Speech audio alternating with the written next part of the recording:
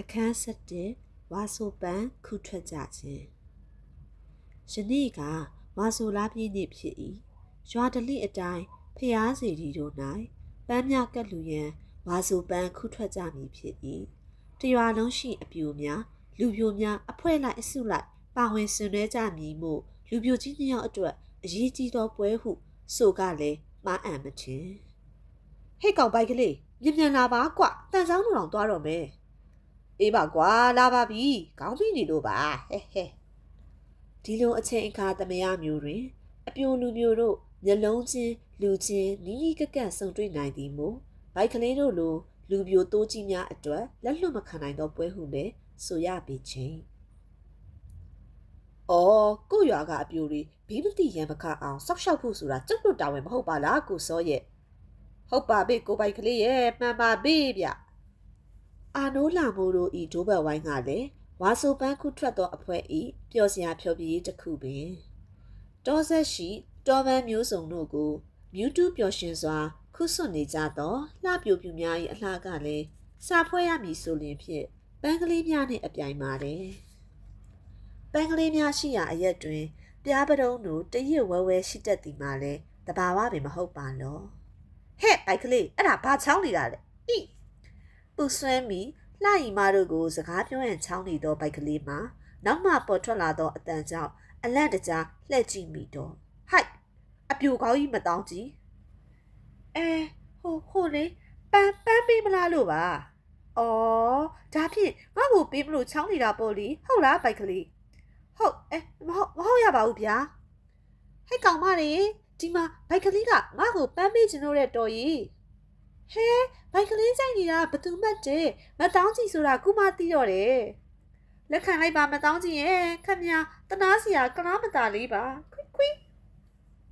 အပြိုကောင်းမတောင်းကြည့်နဲ့တက်တူရသည်မိမိကံကိုတတနာနာကြိမ်စေရင်အပြိုတတိုက်ဤဟားတိုက်လောင်ပြောင်တန်ကိုကြောခိုင်းခဲ့ရကြတော့ဤဒီနေ့ကံမကောင်းပါလားနော်အပြင်းအလွှားဖြင့်ကိုယ်ဖွဲ့ရှိရာမှပြန်လာခဲ့သောဘိုက်ကလေးမှာခြုံဝဲတစ်ခုအလုံးတွင်လူတစ်ယောက်နှင့်ဝင်တိုးမိကြတော့ဤဖုံသေပါပြီဗျ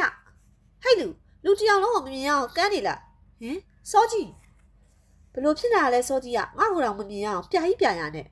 အောင်မင်းကရောဘာထွတ်လို့လဲနောက်ကကြားလိုက်လာတဲ့ပုံနဲ့ပြေးလာပြီဟုတ်ဟိအေးပါကွာပူဆွဲမိတို့ကိုသွားချောင်းတာအပြိုကောင်းမတောင်းကြည့်ကြီးနဲ့သွားတို့နေလို့ပြေးလာရတာတို့မင်းကရော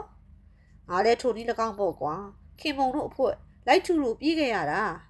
ငါ့ဟိုသာမောင်းထုတ်ကြတာဟိုကောင်ကြော်ညွှန်းနေတော့ဟီလာတိုက်နေလိုက်ကြတာမပြောချင်ဘူးဟမ်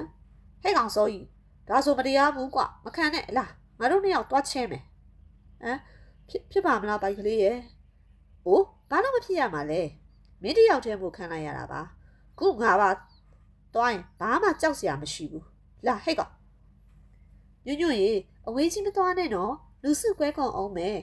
ဟုတ်ကဲ့ပါမခင်မောင်တညွန့်နဲ့ညွန့်နေတော့အပြိုတတိုက်ထန်သူဘိုက်ကလေးကခြေတံပြင်းပြင်းနှင်း၍ရောက်ရှိခဲ့ကြပြီကောပွဲကြီးပွဲကောင်းပါလားဒီမှာခင်မောင်ဘာလဲဘိုက်ကလေးနင်တို့ရဲ့မတရားလုပ်ရက်တွေကိုရက်တန်းကရက်ကြတော့လို့ငါသတိပေးလိုက်တယ်ဘိုက်ကလေးဤစကားကြောင့်အပြိုတတိုက်ကကက်လန်ဖြစ်ကုန်တော့ဤအမေဘာမတရားတာလဲသတိပေးအောင်နင်ကဘာမို့လို့လဲဇမင်းသားပုံနဲ့လာကြောင်မနေနဲ့ဒီမဲ့ငါတငယ်ချင်းစောကြီးကိုဘာလို့မောင်းထုတ်လိုက်ကြရတာလဲပြောလိုက်စမ်းပါအမမောင်းထုတ်မှာပေါ့ဟဲ့နင်တငယ်ချင်းကအပြိုတွေအုပ်စုထဲဝင်ရောကျင်နေတာကိုနာဘူးဟာအဲ့ဒါဘာဖြစ်လဲနင်တို့ကမဟုတ်တာလို့တာမှဖောက်တာဒါမောင်းထုတ်စီရလားအိုးမောင်းထုတ်ရမှာပေါ့သူကယောက်ျားလေးပဲဟာအေးနင်တို့မတရားဘူးဆိုတာအတားပဲစောကြီးကယောက်ျားလေးမို့ရောမခံနိုင်ဘူးဆိုရင်ကြောင်ညွန့်နေကြတော့နင်တို့ဘာလို့ရောလဲငါပဲခလုတ်တိုက်နေတာပဲနော်အိုးဘာဆိုင်လဲသူကညညွန့်မယ်နင်စကားကိုဒီလိုမလွဲနဲ့ခင်မောယောက်ျားလေးမို့လက်မခံဘူးဆိုရင်ကြောင်ညွန့်ကိုလည်းလက်မခံရအောင်ဒါပဲဘိုက်ကလေးစကားကမှန်နေသည်မို့ခင်မုံဘာပြောရမှန်းမသိဖြစ်သွားမိတော့လေဒင်းတို့တွေကဘယ်တော့မှအလျှော့ပေးအညံ့မခံခဲ့သည်ခင်မုံမဟုတ်တော့လောအေးညွန့်ကိုဘာလို့လက်ခံလဲဆိုရင်ယောက်ျားလေးမဟုတ်လို့ပဲဟေးရှင်းမလားဟာမျက်လုံးမိတ်မငင်းချင်စမ်းပါနဲ့ခင်မုံရဲ့သူဟာယောက်ျားဆိုတာငါအသိဆုံး အမေသူကယောက်ျားဆိုတာနင်ကဘယ်လိုသိသွားလဲပြောစမ်းမအောင်ဘာလဲညညွန့်အိမ်သာတက်တာလိုက်ချောင်းကြည့်လို့လားဟိဟိဟေးဟေးနင်တို့မဟုတ်တာရှောင်းမပြောနဲ့ဟောဟိုတခါဘလူတွင်းကိုငါတို့သွားတော့ငါကိုယ်တိုင်ဘိုက်ကလေးစကားမဆက်နိုင်တော့သူ့လက်ကိုသာရောင်ရမ်းဖြန့်ကြည့်မိတော့၏ခုချိန်ဒီလက်ကိုစိတ်မတန်သေးဘူးဘိုက်ကလေးနှုတ်ပိတ်သွားသည်မို့အပြိုတတိုက်ကအုံကြွလာကြည့်၏ဟဲ့ပြောလေငါကိုယ်တိုင်ဘာဖြစ်လဲတေချာမပြောနိုင်မဲနဲ့လာမရှင်းနဲ့ပါကွဲသွားမယ်နော်မနာလို့တူရှိကြီးမွေအပြိုပေါက်တတိုက်ကဘောက်ကလေးကိုအားရအောင်ပြောဆိုပြီးထွက်သွားကြစီပြီဘိုက်ကလေးမှမူသူ့လက်ကိုစုပ်ချီဖြန့်ချီပြူရင်းကြည့်မိနေစေဟဲ့ကောင်ဘိုက်ကလေးဘလို့ဖြစ်တာလဲကွာကိုဘက်ကအသာစီးရနေမှရှော့ချသွားရတယ်လို့မင်းကွာမင်းမသိဘူးတကယ်ချင်းငါသိတယ်မင်းမသိဘူးငါသိတယ်အေးလေဟုတ်ပါပြီဘာတွေသိရလဲဆိုတာပြောစမ်းမအောင်